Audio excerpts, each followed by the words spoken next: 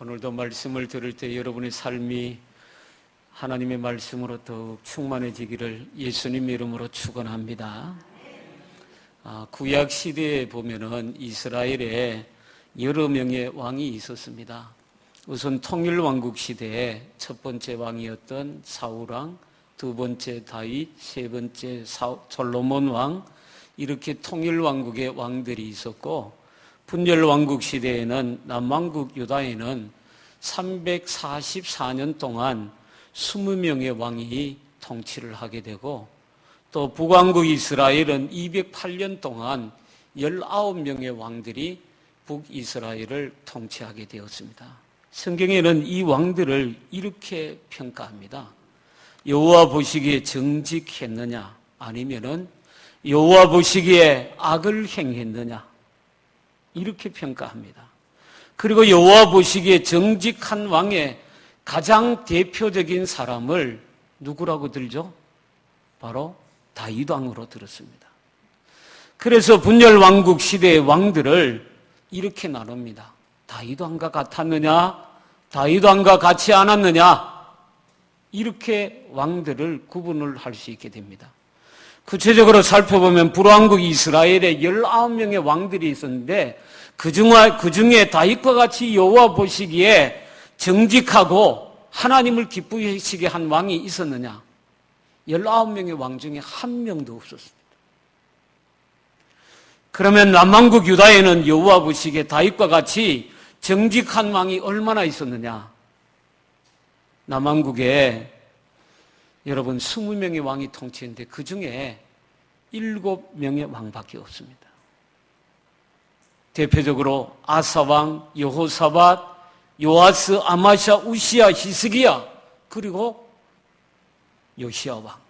이 7명의 왕이 여호와 보시기에 정직하게 행했던 왕이다. 이렇게 사람들은 이야기합니다. 여러분, 그 중에서도 7명의 왕 중에서도 더 여호와 앞에 정직하게 행하고 하나님의 말씀을 따랐던 왕을 꼽으라면 3사람을 꼽습니다. 누굴까요? 첫 번째 사람이 여호사밧, 두 번째 사람이 오늘 성경의 본문의 주인공인 히스기야, 그 다음 왕이 요시야입니다. 이 3사람을 가리켜서 가장 하나님의 말씀을 따라 살고 하나님 앞에 정직하고 다윗과 같이 여호와 보시기에 참으로 귀한 왕으로 쓰임받은 사람들, 이렇게 이야기합니다. 물론 사람들의 평가는 조금씩 다를 수는 있겠죠, 그죠? 그러나 대표적으로 사람들이 꼽을 수 있는 사람들은 다윗 외에도 솔로몬 왕이 최고다, 이렇게 하는 사람도 있어요. 왜냐하면은 이스라엘을 가장 강성하게 했던 왕 중에 왕이 바로 솔로몬 왕이기 때문입니다. 그러나 솔로몬도 우상을 섬기고 처처들 때문에 수많은 성전에다가 우상들을 섬겼다는 그런 오욕을 남긴 왕이 바로 솔로몬 왕이기도 합니다. 그리고 분열왕국 시대에도 3사람보다 더 역사가들이 높이 평가하는 왕들이 있을 수도 있습니다. 그러나 성경의 평가는 다릅니다. 하나님의 평가 기준이 뭐냐 하는 것이죠. 우리는 매주일마다 TV 방송에 보면 여론조사를 듣고 있습니다. 대통령의 지지도가 얼마 정도 되느냐, 또는 각 정당의 지지도가 어떻게 되느냐, 차기 대권 주자들의 지지도가 얼마나 된다, 그 발표들을 계속해서 우리는 듣고 있습니다. 각 언론들은 아타토 이것을 보도하고 그 변화 추세를 소개하면서 정치적인 의미를 설명을 합니다. 대통령과 정부 여당은 이 지지도 추세에 따라서 정책을 민감하게 바꾸기도 하고 또 변경하기도 하고 그렇게 합니다. 그리고 어떤 사람을 쓸까, 인사의 결정까지도 향방을 가늠하고 있습니다. 우리는 부동산 투기, LH 투기 사건으로 해서 변창흠 장관이 목숨이 달랑달랑하죠, 지금. 국민들의 여론이 대통령이 아무리 지지를 하고 3달도 안 됐는 장관을 내쫓으려고 이렇게 얼마나 그렇겠어요. 그런데 국민들 여론이 그렇지 않으니까 어쩔 수 없이 자기가 좋아하고 세웠던 그 정책 방향을 잘 입안을 했지만은 그래도 어쩔 수 없는 거죠. 최근 많은 사람들이 유튜브 방송들이 우후죽순처럼 많이 생겨나고 있습니다. 누구라도 손쉽게 방송을 자기 집에서 할 수 있는 그러한 시대에 우리가 살고 있습니다. 이 유튜브 방송의 영향력은 어디에서 나오죠?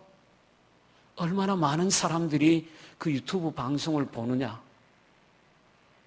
고정 채널을 자기에게 구독을 눌리고 또 자기가 매번 고정적으로 보는 사람이 얼마나 되는가에 따라서 어떤 사람은 100만 명, 어떤 사람은 30만 명, 50만 명. 그게 왜 중요한지 아십니까? 사람들이 많이 보는 것에 대해서 기업에서 거기에 광고 협찬을 합니다. 들어가면은 유튜브 방송에 들어가면은 중간에 항상 광고가 붙어 있습니다. 시작할 때 광고가 붙어 있습니다. 그러면은 100만 명이 본다고 생각하면은 그 100만 명에 대한 그 광고를 광고주들이 유튜브 방송을 하고 있는 개인 방송하는 사람들에게 광고료를 주게 됩니다. 그래서 개인 방송이 얼마나 우후죽순처럼 많이 생겨나는지 모릅니다. 그 영향력은 독자의 수, 사람들의 그 방송을 보는 것을 보고 평가를 어떻게 하느냐에 달려있는 것이죠. 인스타그램이나 페이스북 같은 인터넷 매체들도 수를 헤아리기 없을 정도로 수많은 사람들이 지금 방송을 하고 있습니다. 역시 이런 매체들도 영향력은 팔로우의 수에 가늠을 합니다. 그래서 유튜브 방송은 구독자 수를 늘리려고 그 인터넷 매체들은 팔로우 수를 늘리려고 안간힘을 쓰고 있습니다. 이처럼 오늘 우리가 살고 있는 이 세상은 어떻게 보면 사람들이 어떻게 평가하느냐 거기에 결정적으로 반응을 하고 있습니다. 심지어 많은 사람들이 댓글 때문에 스트레스를 받고 연예인들 중에는 그 댓글 때문에 못 견뎌서 자살을 하는 사람들 있지 않습니까? 모두들 사람들 보기에 세상은 사람이 어떻게 평가하느냐 거기에 매달려 있는 세대인 것 같이 그렇게 보이지 않습니까?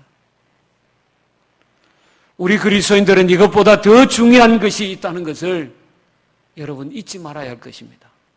바로 무엇입니까? 여호와 보시기에 하나님이 우리를 어떻게 보시느냐 이것이 더 중요하지 않겠습니까? 하나님 보시기에 어떤가를 주시하며 살아야 할 것입니다. 하나님의 반응에 우리 자신이 얼마나 민감하게 살고 있느냐 그것이 바로 그리스도인의 경건성입니다. 오늘 우리가 주목해 보고자 하는 사람은 히스기야 왕인데 오늘 본문에 보면 히스기야 왕에 대해서 이런 평가를 하고 있습니다. 오늘 읽은 20절 말씀에서 보십시오. 히스기야가 온 유다에 이같이 행하되 그의 하나님 여호와 보시기에 선과 정의와 진실함으로 행하였으니 그가 행하는 모든 일 곧 하나님의 전에 수종드는 일에나 율법에나 계명에나 그의 하나님을 찾고 한 마음으로 행하여 형통하였더라. 여러분 한마디로 히스기야 왕은 하나님이 보실 때 너는 합격이다 이렇게 판정을 내린 사람이다라는 것이죠.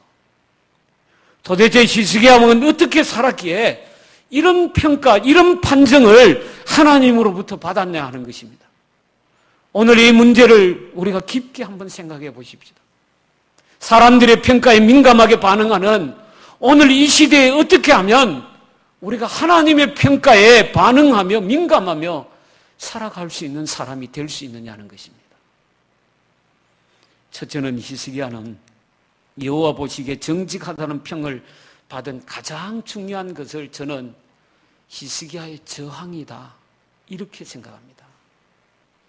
히스기야는 주전 728년에 25살의 나이에 유다의 13대 왕으로 등극을 해서 29년 동안 나라를 다스렸습니다. 히스기야가 왕이 되었을 당시 최대 강국 아수르의 남하 정책과 맞서야 하는 그런 상황이었습니다. 지금까지 히스기야의 아버지였던 아하스 왕은 아수르 왕과 친화 정책을 폈습니다. 그래서 이스라엘 나라는 아수르에 매년 조공을 갖다 바쳤습니다. 세금을 갖다 냈습니다. 아수르가 쳐들어오지 않는 대신에 이스라엘을 지켜주는 대가였습니다. 그게 히스기야 왕의 아버지였던 아하스가 나라를 구할 수 있는 길이다라고 생각하고 그렇게 한 행동이었습니다. 히스기야 왕은 아버지가 세웠던 그 정책을 그대로 물려받아서 할 것이냐, 아니면은 자기도 아수르 왕하고 완전히 손을 끊고 새로운 나라를 세울 것이냐, 히스기야 왕에게 주어진 책무였습니다. 더 큰 문제는 아버지 아하스 왕 때 이런 강대국과 화친 정책을 펴면서 이방 신상을 섬기고 악행을 저지르는, 하나님 앞에서 더러운 악행을 저지르는 일을 자기 아버지 아하스 왕이 앞장서서 행했다는 것입니다. 역대하 28장 24절에 보면은 아하스 왕이 우선 예루살렘 성전의 문을 닫았습니다. 성전의 기구들을 부수었습니다. 그리고 예루살렘에 우상의 제단을 쌓고 유다 각 성읍에 산당을 세우고 이스라엘의 백성들이 우상을 섬기는 것에 아하스 왕이 앞장섰다는 겁니다. 이제 히스기야는 아버지의 뒤를 계속 우상을 섬길 것이냐, 아니면은 하나님을 섬기는 백성으로 새롭게 거듭날 것이냐, 그것이 아하스 아버지의 뒤를 따를 것이냐, 아니면 자기의 믿음의 길을 갈 것이냐 결정을 해야 됐습니다. 그러나 히스기야 왕은 왕이 되자마자 바로 개혁을 시작합니다. 우선 성전의 문을 다시 열었습니다. 레위인과 제사장들에게 성전을 수리했습니다. 16일 동안 대대적인 성전 보수 공사를 합니다. 그리고는 성전에 하나님께 제사 드리는 제사를 다시 시작했습니다. 그리고 온 유다와 이스라엘에게 편지를 보내서 성전에 와서 유월절을 지키라. 여러분, 이스라엘 백성들의 역대 왕들을 살펴보면은 하나님 성전에서 이스라엘 백성들이 유월절을 지킨 지가 기록이 없어요. 히스기야 왕 때에야 분열 왕국이 되고 처음으로 어떻게 보면 하나님 앞에 유월절을 지키는 놀라운 역사가 이때 시작되었습니다. 히스기야는 이렇게 성전을 개혁하고 완수한 다음에 다음 개혁을 이룹니다. 역대하 31장 1절에 이렇게 기록됩니다. 이 모든 일이 끝남에 거기에 있는 이스라엘 무리가 나가서 유다 여러 성읍에 이르러 주상들을 깨뜨리며 아세라 목상들을 찍으며 유다와 베냐민과 에브라임과 므낫세 온 땅에서 산당들과 제단을 제거하여 없애고 이스라엘 모든 자손이 각각 자기들의 본성 기업으로 돌아갔더라. 할렐루야. 한마디로 이스라엘 땅 구석구석에 남아있던 우상들, 산당들 전부 다 제거했다. 참 느헤미야 계획이 얼마나 철저했는가 하는 걸 우리가 이 히스기야의 계획을 우리가 알 수 있습니다. 역대하 29장 2절에 보면 이렇습니다. 히스기야의 계획에 대한 성경의 평가가 이렇습니다. 히스기야가 그의 조상 다윗의 모든 행실과 같이 여호와 보시기에 정직하게 행하여, 여러분 하나님이 보실 때 정직하게 행했다는 거예요. 그런데 이런 히스기야의 개혁 작업은 정치적으로 보면은 굉장한 모험입니다. 우선 아수르의 압박이 거세져서 자칫하면은 나라의 운명이 걸린 개혁입니다.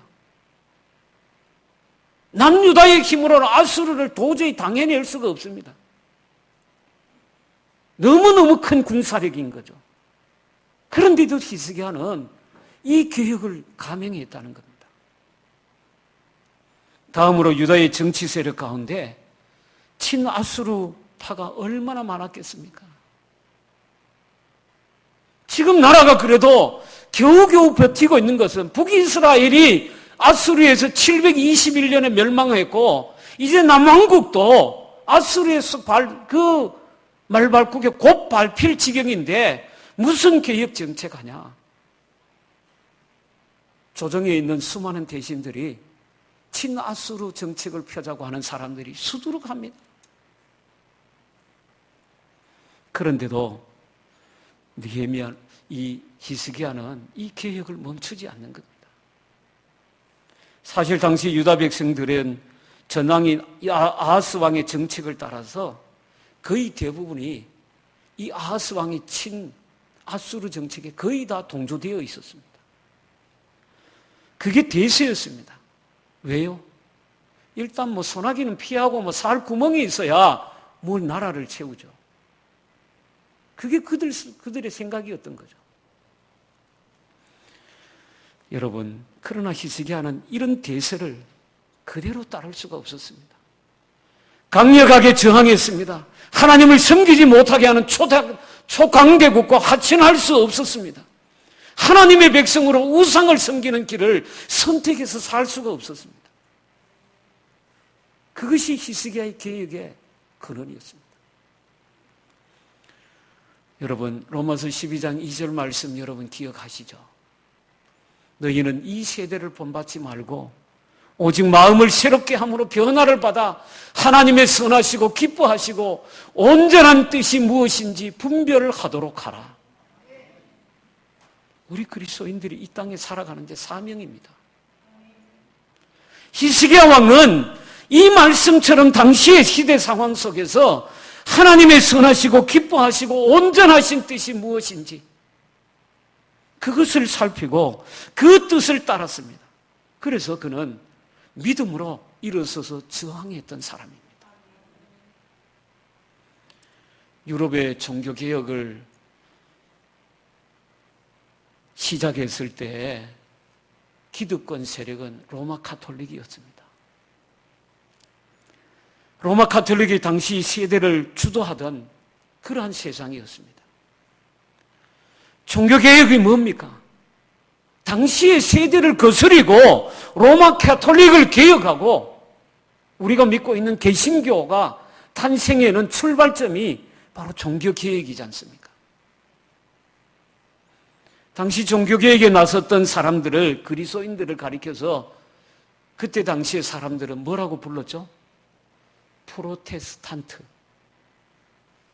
우리를 가리켜서 개혁하는 사람들. 프로테스탄트라는 말은 다른 말로는 저항하는 사람들입니다. 그러니까 오늘의 개신교인들, 장로교를 비롯한 개혁교회 교인들은 누구의 후예입니까? 프로테스탄트의 후예입니다. 그러니까 다른 말로 하면 저항하는 사람들, 그 사람들이 개혁하는 교회의 줄이었습니다. 우리 시대의 최고 기독교 변증가로 꼽히는 오스 기니스라는 분이 쓴 책 중에 저항이라는 책이 있습니다. 저항이라고는 이 책으로 우리 나라에서는 이렇게 번역을 했지만 원래 제목은 Impossible People이라는 제목을 달고 있습니다. Impossible People이란 말은 다른 말로 하면 불가능한 사람들이란 말입니다. 원래 이 말은 11세기 개혁가 피터 다미안을 일컬을 때 사용했던 말입니다. 다미안은 당시 세상이 타락하고 세상과 교회에 부패한 이 세상과 교회에 저항했던 사람들을 일컬었습니다. 당시 세상에는 성적 타락으로 수많은 사람들이 타락해 갔습니다. 동성애가 수많은 사람들에게 널리 펴졌습니다. 교회 안에는 성직이 매매되고 교회 성도들조차도 하나님을 향한 신앙보다 세상을 따라가는 사람들로 바뀌어져 가고 있었습니다. 그때 다미안은 강력하게 비판했습니다. 교회가 이 사람들을 설득하고 계속해서 협박하고 그때도 다미안은 굽히지 않고 계속해서 저항했습니다. 그래서 당시 사람들이 이 사람들에게 붙여진 별명이 Impossible Man. 이 말은 타협이 불가능한 사람, 설득이 불가능한 사람, 뇌물이 통하지 않는 사람, 누구도 말릴 수 없는 사람들, 그 사람들을 가리켜서 그렇게 불렀던 말입니다. 오늘 우리 시대는 세속주의 물결에 거세게 우리를 몰아치고 있습니다. 우리도 모르는 사이에 이 세속주의 물결 속에 시대를 따라 살고 있습니다. 하나님이 없다고 하는 사람들의 가치관, 그것이 우리 사회의 저변 속에 물려 들어와서 우리를 무너뜨리고 있습니다. 계속해서 국회에 입법되는 입법들을 가만히 살펴보면 동성애를 옹호하고, 그죠? 남자가 결혼하는 것 아주 아무렇지도 않게 입법으로 국회의원들이 지금 만들고 있습니다. 인간이 평등해야 된다는 겁니다. 그 평등은 모든 사람 앞에 평등해야 된다. 그 성에 대한 그것도 자기에게 누릴 수 있는 권리다. 이렇게 주장을 하고 있습니다. 그래서 학교에서도 학교 조례를 만들어서 지금 학교에서 성평등 이야기하면서 남자가 좋아하고 여자가 좋아하는 거, 그거 말리면 안 된다는 겁니다. 그걸 욕하면 안 된다는 겁니다. 그런 거대한 세속주의 물결이 우리 교회를 침몰하고 있지만 교회는 저항을 못하고 있습니다. 지금 힘이 없어요. 교회 안에서 하나님을 생각하지만 세상 속으로 들어가면은 하나님을 잊어버리고 사는 그리스도인이 되고 있습니다. 우리가 다미안처럼 이런 시대 사주에 저항해야 할 것입니다.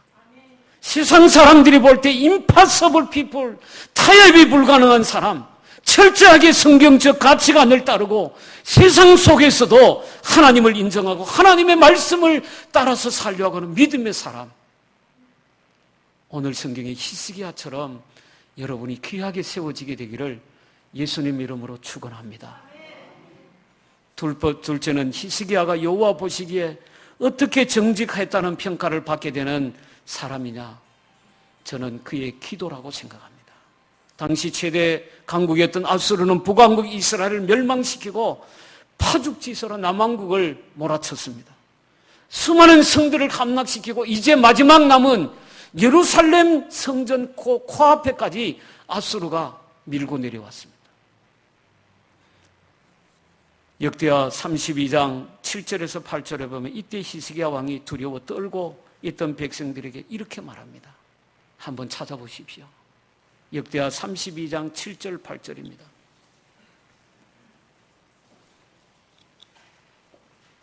여러분 아까 성경에 펴놓으셨죠? 7절 8절 다 같이 한번 읽어보십시다. 이렇게 되어 있습니다.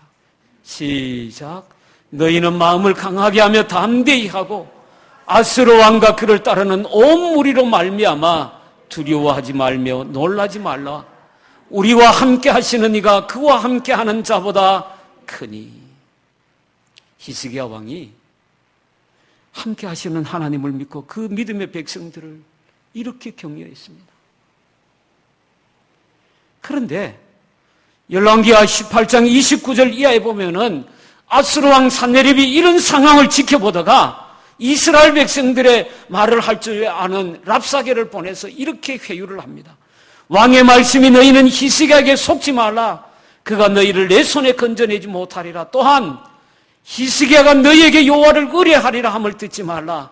아수르 왕의 말씀이 너희는 내게 항복하고 내게로 나오라. 그리고 너희는 각각 그의 포도나무와 무화과를 먹고. 히스기야 왕의 말을 들으면 안 된다는 말입니다. 항복하면 아수르 왕이 너희를 살려줄 것이고 기름지고 좋은 것으로 너희를 다 먹여 살려줄 것이니까 아수르 왕의 말을 들으란 말입니다. 이 말을 들었던 이스라엘 백성들이 갈팡질팡합니다. 야, 히스기야 왕의 말을 들어야 되나? 아수르 왕이 보낸 랍사게의 말을 들어야 되느냐? 금방 눈으로 보기에는 히스기야 왕의 말을 들으면 이스라엘이 멸망할 것 같습니다. 이때 히스기야가 어떻게 했습니까? 열왕기하 19장 1절에 이렇게 기록합니다. 히스기야가 왕이 듣고 그 옷을 찢고 굵은 배를 두르고 여호와의 전에 들어가서 두려운 마음이 들자 이 히스기야가 제일 먼저 한 게 뭐냐는 것입니다. 어디로 갔다고요? 성전으로 뛰어갔다는 겁니다. 할렐루야. 왜 갔겠습니까? 기도하러 갔습니다. 열왕기하 19장 6절에 보면 이사야 선지자가 이렇게 성전으로 뛰어갔던 히스기야에게 이렇게 말합니다. 너희는 너희 주에게 이렇게 말하라. 여호와의 말씀이 너는 아수르 왕의 신복들에게 들은 바 나를 모욕하는 말 때문에 두려워하지 말지니라. 하나님께서 히스기야에게 너는 두려워하지 말아라. 믿음으로 성전으로 뛰어온 히스기야에게 주신 하나님의 말씀이었습니다. 그런데도 아수르 왕이 그냥 물러가나요? 안 물러가죠. 다음에는 협박 편지를 보냈습니다. 내가 믿는 내 하나님이 예루살렘을 아수르 왕의 손에서 진짜 건질 수 있을 줄 아느냐? 그 말에 속지 말아라. 아수르의 여러 왕이 여러 나라에 행한 것을 너희가 모르느냐? 협박 편지였습니다. 이때 히스기야 왕은 그 편지를 받자마자 또 어떻게 합니까? 성전으로 그 편지를 들고 뛰어갑니다. 하나님 성전으로 뛰어갑니다. 열왕기하 19장 35절에 보면은 이 히스기야의 모습을 보았던 하나님이 이렇게 역사하십니다.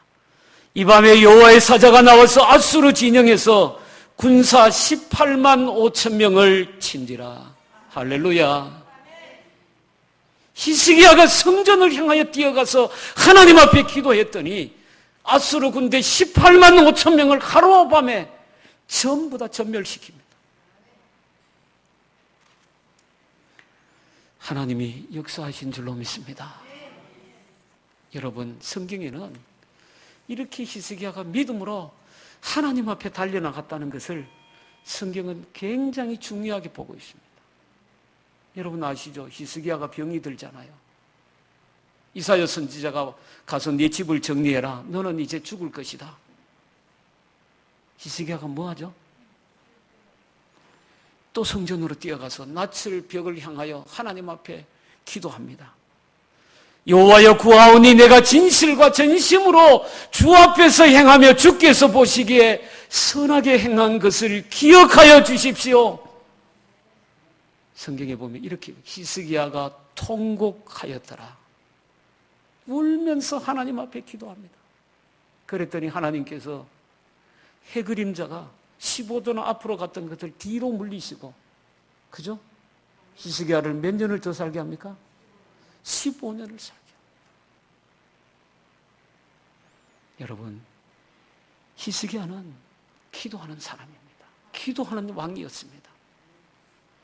자기 인생의 어려움과 나라의 그 국난을 앞두고 쉼없이 하나님 성전을 찾고 믿음으로 기도해서 하나님의 응답을 받은 위대한 왕, 히스기야 왕이었습니다. 여러분의 삶에도 이 믿음의 기도가 이어지기를 예수님 이름으로 축원합니다. 연세대학교 철학교수를 지내신 김형석 교수님, 원래 102살이 되었죠. 참 예수님을 잘 믿는 믿음의 사람이죠. 6.25 전쟁 당시에 혼란 중에 부산으로까지 피난을 내려갔는데 부산에서 대학 입학 시험을 치게 되었다고 합니다. 김영석 교수님이 친 게 아니고 자기는 감독관이 되어서 대학에 교수로 그때 있으면서 감독관으로 대학 입학 시험을 쳤답니다.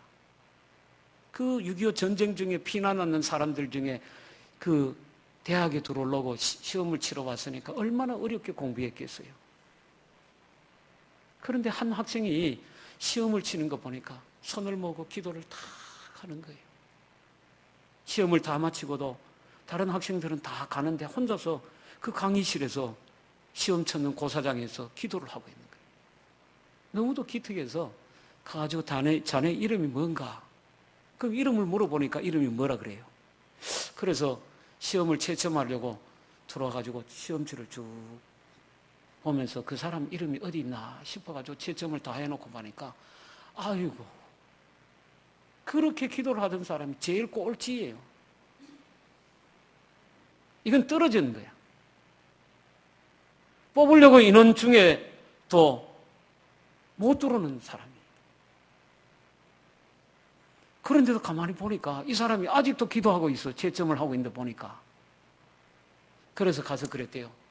야, 이 사람아, 예수 믿는 사람이 기도만 하면 되나? 공부도 좀 열심히 하고 해야 되지. 그래가 합격이 되겠나, 이 사람아? 그렇게 이야기를 했어요. 그러고는 총장님한테 보고를 했답니다. 학생들이 시험은 잘 봤습니까? 예, 잘 봤습니다. 몇 명이나 왔습니까? 그런데 몇 명은 떨어져야 될 것 같습니다. 우리가 뽑으려는 인원보다 많이 왔습니다. 그런데 총장님이 이러는 거예요. 아이고, 이 어려운데 시험 치러 온 것만 해도 얼마나 감사합니까?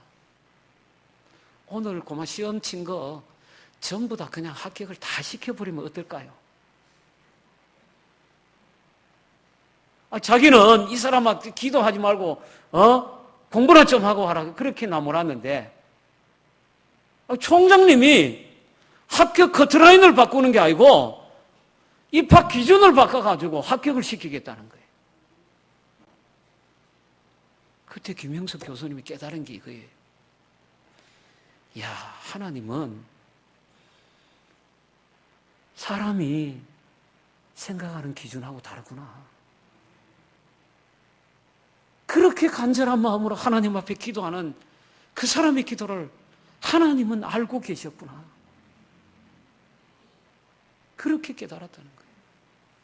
절대로 자기가 살아가면서 하나님 앞에 내가 교만하지 않겠습니다. 내 생각대로 판단하지 않겠습니다. 그때부터 마음을 세웠대요. 그래서 하나님의 뜻이 어디 있는지를 내가 살피겠습니다. 그렇게 살겠다는 거예요. 여러분, 기도는 좀 끈질겨야 되지요, 그죠? 돌아가는 상황 보고 쉽게 기도를 포기하고, 히스기야가 만약에 나라의 정세 보고 돌아가는 상황 봤더라면 금방 끝나버릴 겁니다. 이 개혁이고 뭐고 자기 건강이고 뭐고 뭘 할 수 있겠습니까? 하나님 앞에 그는 끊임없이 성전을 찾고 하나님 앞에 뛰어가고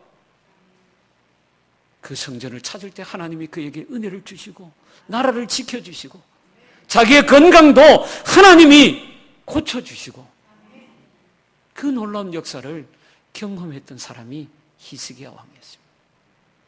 사랑하는 성도 여러분, 오늘 우리는 어떻습니까? 쉽게 너무도 하나님 앞에 기도해야 할 시간을 포기하고 있지는 않습니까? 돌아가는 상황에 주눅이 들어 기도할 용기도 없지는 않습니까? 주변 사람들의 이야기에 흔들려 기도를 포기하는 삶을 살고는 있지 않습니까? 히스기야처럼 믿음으로 기도할 수 있는 성도들이 되기를 축원합니다. 사랑하는 성도 여러분, 히스기야는 여호와 보시기에 이 말씀처럼 하나님의 평가에 주목하는 사람이었습니다. 사람들 보기에 어떠냐, 그게 중요한 게 아니었습니다. 여러분의 신앙의 기준이 하나님 보시기에 사는 그러한 믿음의 삶을 살아갈 수 있는 복된 성도들이 되기를 예수님 이름으로 축원합니다. 기도하겠습니다. 전능하신 하나님 아버지, 은혜와 사랑을 감사합니다. 하나님께서 거룩한 성일에 저들을 주의 성전으로 불러주셔서 하나님께 존귀와 영광을 올려드리게 하시니 감사합니다. 말씀을 들었습니다.